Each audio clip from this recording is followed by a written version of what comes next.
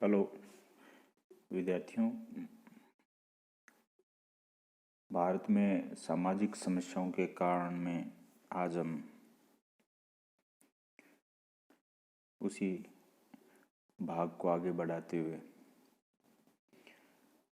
कुछ कारण शेष रह गए थे। उसमें गरीबी, अशिक्षा, बेरोजगारी,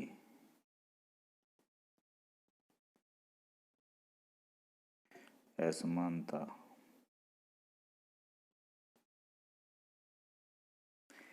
ये कारण देखने को मिल सकते हैं। किसी देश की अर्थव्यवस्था किस प्रकार की है,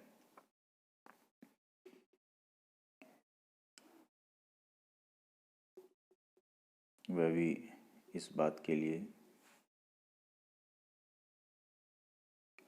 कि समाज में कितनी समस्या होगी। आर्थिक रूप से भारत एक ऐसा देश रहा है जहाँ कृषक समाज की प्रधानता रही है और इसीलिए मजदूर वर्ग जो है कृषि पर अधिक निर्भर है। चूँकि भारत की अर्थव्यवस्था अल्प विकसित है और मजदूर इस अल्प विकसित कृषि पर ही अत्यधिक निर्भर है, और जब आधार ही मजबूत नहीं हो और निर्भरता अधिक बढ़ जाए तो जाहिर सी बात है कि समस्याएं उत्पन्न होंगी ही होंगी। तो हम ये बात करें कि देश जो है, देश में जो अर्थव्यवस्था है वह अल्प विकसित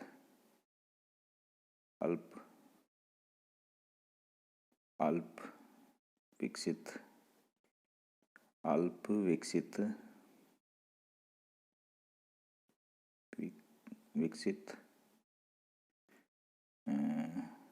आपके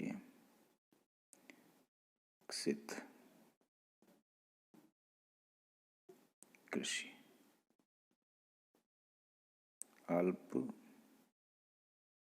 विकसित कृषि, उस अल्प विकसित कृषि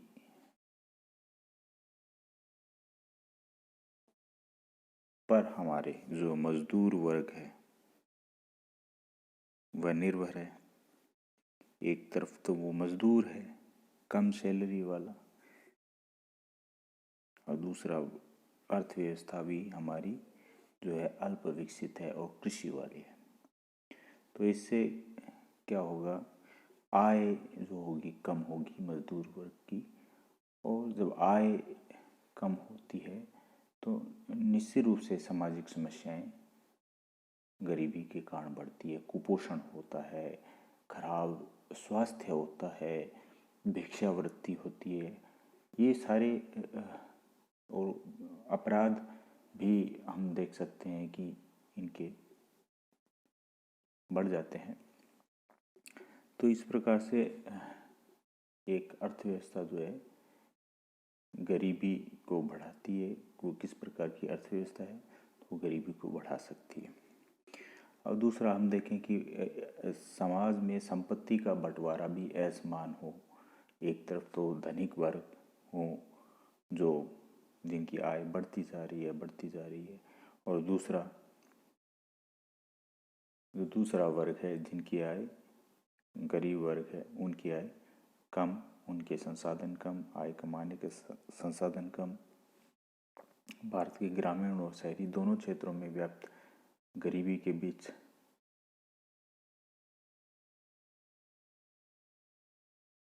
समृद्ध लोग भी रहते हैं। इस असमानता के कारण विकास और कल्याण की सेवाओं के लाभ भी समाज को भिन्न भिन्न वर्गों को असमान रूप से प्राप्त होते हैं।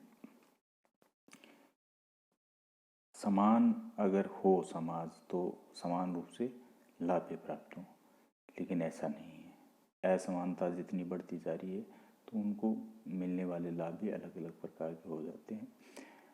इससे क्या होता है कि पिछड़े जो लोग हैं उनमें अपेक्षित सुधार नहीं होता है। और हम देखेंगे कि